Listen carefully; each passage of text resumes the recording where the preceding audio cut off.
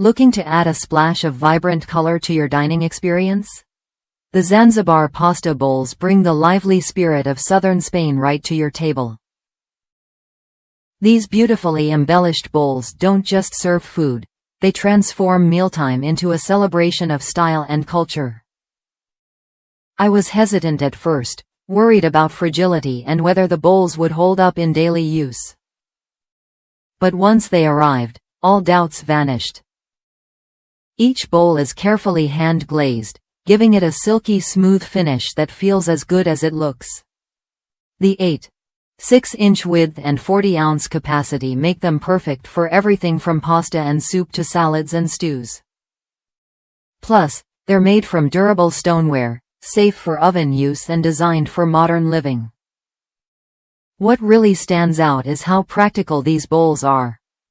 Completely lead and cadmium-free, they're safe for both dishwasher and microwave, though they can get warm, so a little caution goes a long way. The design draws inspiration from the sounds and sights of southern Spain, adding an artistic touch that's rare in everyday dinnerware. Manufactured with high-quality standards in Asia, these bowls deliver on both aesthetics and durability.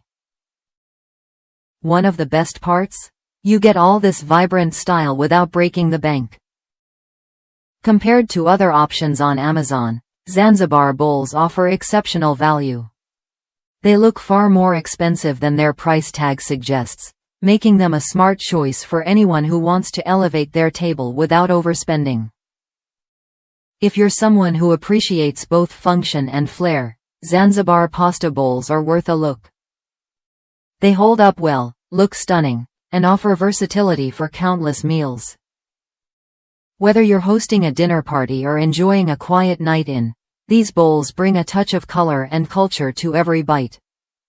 Ready to refresh your dinnerware collection with something that truly stands out?